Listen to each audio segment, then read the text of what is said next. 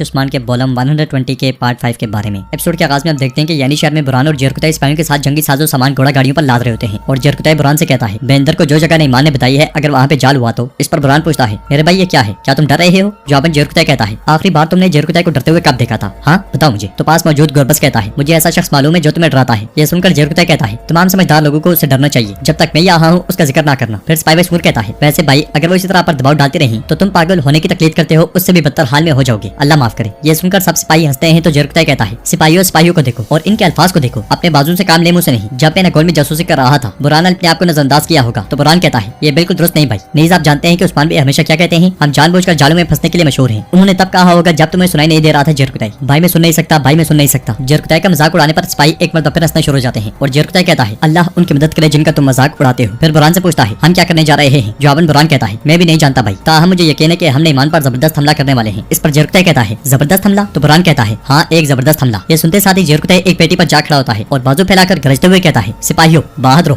भाइयों हम एक होने जा रहे हैं, फिर हम नईमान को बनाएंगे। नईमान? हाँ नईमान, हम नईमान को बड़ी मुसीबत में मुब्तला करेंगे। इसी लम्हे बुलंदी पर से उस्मान साहब सामने आते हैं तो बुरान एकदम से कहता है दस्तूर उस्मान बे। उस्मान साहब को देखते साथ ही जरकुताई एकदम से सीधा खड़ा हो जाता है और सीने पर हाथ रखकर अदाब जलाता है। उस्मान साहब कहते हैं बहादुरों अगर हमने जन्नम के सिपाहियों से लड़ना है फिर हम इस लड़ाई को जन्नत से दूर रखते हैं, लेकिन इस बार हम कुछ अलग करेंगे। दरवाजों को बंद करो और अपने नेज़ों को तैयार रखो, हर कदम पर एक जाल बनाओ, तुम हर जगह आग लगाओगे, हम नईमान को अपने घर में खत्म करेंगे। जल्दी करो सब अलग हो जाओ और यानी शहर में फैल जाओ। इस लम्हे एक सिपाही नीचे आकर कहता है हुजूर वालदा सुल्ताना आ रही है। जवाब में उस्मान साहब कहते हैं आने दो से आने दो, सब अपने फ्राइज की तरफ लौटो। ये कहते साथ ही उस्मान साहब आगे बढ़ जाते हैं। उधर मंगोल पड़ाव में लोहार अपनी अपनी बनाई की तलवारें लेकर नईमान के सामने खड़े होते हैं और नईमान बारी बारी उनकी तलवारों का जायजा लेता है। लोहार बहुत ही ज्यादा डरे और सहमे हुए होते हैं। पहली तलवार से नईमान वार करता है तो लकड़ी कट जाती है, फिर दूसरे लोहार की तलवार से जब लकड़ी पर वार करता है तो लकड़ी नहीं कटती। ये देखकर नईमान को बेहद गुस्सा आता है और तलवार बनाने वाला लोहार नईमान के सामने घुटनों के बल गिर जाता है। फिर कहता है मुझे माफ कर दे अजीम कुमारदार नईमान। तो नईमान कहता है तुम माफी के मुस्तहिक नहीं लोहार, लेकिन हम देखेंगे अगर तुम्हारी तलवार तेज हुई तो तुम जल्दी मर जाओगे। ये सुनते साथ ही मंगोल सिपाही उस लोहार का सर लकड़ी पर रख देते हैं और नईमान उस पर पे दर पे 3 वार करके उसका सर दर्द से अलग कर देता है। फिर कहता है मैं जैसे आदमियों के होते हुए दुश्मन को कैसे शिकस्त दूंगा, जो ठीक तरह से अपना फर्ज नहीं निभा सकते वो अपनी जान से कीमत अदा करेंगे। वो तलवार उठाओ, उस्मान का खून इस तलवार से आहिस्ता आहिस्ता बहेगा। ये कहते साथ ही नईमान तलवार जमीन में गाड़ देता है और मजीद कहता है अब उस्मान मेरे जाल में फंसेगा, ये सब आज खत्म होगा। जब हम उस्मान को शिकस्त देंगे तो सब वैसा होगा जैसा मैं चाहता था। इन सरजमीनों पर बहाया जाने वाला खून हमारा मकसद पूरा करेगा। अपनी तलवारें उठाओ, घोड़ों पर सवार हो जाओ, चलो मैदान जंग की तरफ, हम उस्मान का सर उतारने जा रहे हैं। आज अरली खान का अजाब नाजिल होगा। ये सुनते साथ ही मंगोल सिपाही तलवारें लहराते हुए नईमान के हक में नारे बुलंद करते हैं। उधर हुसैन और बेंदर घोड़ा गाड़ियों पर सामान लाद कर रवानगी के लिए तैयार खड़े होते हैं और बेंदर कहता है आज हमारी रवानगी ना तो सोगौत की तरफ है और ना ही एनागोल की तरफ। जाओ और घोड़ा गाड़ियों पर सब आदमियों को अच्छी तरह चेक करो, हमने लंबा सफर करना है, हमें अच्छी तैयारी करनी है। जवाब हुसैन कहता है सब तैयार है जनाब, सिपाही मजबूत है, हमने सबसे मजबूत सिपाही अपने साथ रखे हैं। ये सुनकर बेंदर खुश होते हुए कहता है ये बहुत अच्छा है, एक लंबा सफर हमारा मुंतजर है। हुसैन हम अभी सौदागर के तौर पर जा रहे हैं लेकिन हमारी वापसी मुख्तलिफ होगी, अंदाजा लगाओ यानी शहर की हवेली में मेरा एक दीवान होगा। ये सुनकर हुसैन भी उसके सबस बाग देखते हुए कहता है हाँ बहुत मजा आएगा। ये सुनकर बेंदर कहता है यकीनन मजा आएगा, बहुत मजा आएगा। जबकि तुर्गुत कोनूर और बाकी सिपाही छुपकर उन्हें देख रहे होते हैं और बेंदर तैयारियों का जायजा लेने के लिए हुसैन को भेज देता है। कोनूर तुर्गुत से कहता है हमने पूरा दिन ईमान की कारगाह में गुजारा है, फजर की अजान से पहले ये यहाँ जमा होने शुरू हो गए। फिर तुर्गुत कहता है इसका सारा सामान देखो, अमीर होते जाओ बेंदर पे, यकीनन तुम्हारा वक्त आएगा, तुम्हारा गुरूर भी खाक में मिलेगा। ये सुनकर कोनूर कहता है मेरा फर्ज यहीं तक था तुर्गुत भी, मैं सरदार की तरफ वापस जाऊंगा, अल्लाह आपका सफर मुबारक करे। ये कहते साथ ही कोनूर चला जाता है और कोतान पूछता है हम क्या करेंगे जनाब, आपके दिमाग में क्या है? जवाब तुर्गुत कहता है जब ये गिदड़ चलने लगता है तो मुझे एक ख्याल आता है। तो कोतान पूछता है क्या हम इसे मार डालेंगे? इस पर तुर्गुत कहता है नहीं, हम पहले इसकी पैरवी करेंगे, इसके बाद वो खुद हमें मोहर के पास ले जाएगा। अब तुम्हारा वक्त आ गया है बेंदर। इधर सुल्ताना जलाली के साथ उस्मान साहब के कमरे में दाखिल होती है और आगे बढ़ते हुए कहती है कब से बड़े छोटों से मिलने जाने लगे उस्मान बे, आपने मुझे बुलाया है। जवाब उस्मान साहब कहते हैं अगर आप मुझसे हिसाब लेना चाहें तो बगैर पूछे आ जाए वालदा सुल्ताना। फिर सुल्ताना पूछती है बाहर तैयारियों की वजह क्या है? जवाब उस्मान साहब कहते हैं वो कुफार की क़यामत की तैयारी कर रहे हैं, आप फिक्र मत करें। फिर सुल्ताना कहती है बात पर आए उस्मान बे। जवाब उस्मान साहब कहते हैं वजीर सावेली पहले दिन से ही ईमानदार ने ईमान की खिदमत कर रहा है। ये सुनते साथ ही सुल्ताना के होश उड़ जाते हैं और वो बेयकीनी की कैफियत में कहती है अली सज्जोक रियासत का वजीर ये कैसे हो सकता है? तो उस्मान साहब कहते हैं उस दिन जब हम कारगाह में थे, यहाँ तक कि आपके करीबी सिपाही भी ईमान के सामने घुटने टेके हुए थे, ये आपने भी देखा। हैरान ना हूँ कि सावेली गद्दार है। इस पर सुल्ताना परेशान होते हुए कहती है सावेली सुल्तान अलाउद्दीन के बहुत करीब है, सुल्तान की जान खतरे में है, मैं वक्त जाए कि बगैर कोनिया जाऊंगी उस्मान बे। ये कहते साथ ही सुल्ताना जाने लगती है तो उस्मान बे कहते हैं रुक जाए। फिर आगे बढ़ते हुए कहते हैं आप सही है, कोनिया में सुल्तान अलाउद्दीन और कोनिया के लोग खतरे में हैं, लेकिन अगर आप गई तो आपका अंजाम भी उनके साथ होगा। इस पर सुल्ताना पूछती है आपका क्या मशवरा है उस्मान बे? नाज़रीन इसके बाद हम देखते हैं कि शादी के बाद अख्तमूर, एचचक, आयशा खातून और ननून खातून सिपाहियों के साथ गारकुन कबीले में दाखिल होते हैं, जहाँ पे कबीले के लोग उन्हें पुरजोश अंदाज में खुशामदीद कहते हैं और आगे बढ़कर उन पर फूल बरसाते हैं। कुछ देर बाद बेंगिया खातून भी खेमे से बाहर आ जाती हैं। घोड़ों से उतरने के बाद सब आगे बढ़ते हैं और बेंगिया खातून कहती हैं आप सही वक्त पर आ गए हैं। इसके साथ ही वो दोनों बेंगिया खातून के हाथ का बोसा लेते हैं और बेंगिया खातून कहती हैं अपने घर में खुशामदीद, मैंने आपका खेमा तैयार करवा दिया है, आपके लिए सब कुछ तैयार है। ये सुनकर आयशा खातून कहती हैं खेमा आपने ऐसा क्यों किया? बेंगिया खातून एचचक हवेली में रहेगी, वो यहाँ सिर्फ ताज़ीम के लिए आए हैं। फिर मनून खातून पूछती हैं हो क्या रहा है बेंगिया खातून? जो मर्जी बोले, अख्तमूर हवेली में रहता है, एचचक अपने शोर के साथ रहेगी, या क्या कोई ऐसी चीज है जिसके बारे में हम नहीं जानते? जवाबन बेंगिया खातून कहती हैं मैं कुछ नहीं छुपाती, मैंने वही कहा जो पहले कहा था। अख्तमूर बेटा क्या ऐसा ही है? इस पर आयशा खातून अख्तमूर से पूछती हैं अख्तमूर क्या हो रहा है? मगर मगर तैमूर कोई जवाब नहीं देता। तो नाज़रीन, इसके साथ ही एपिसोड इख्तिताम पजीर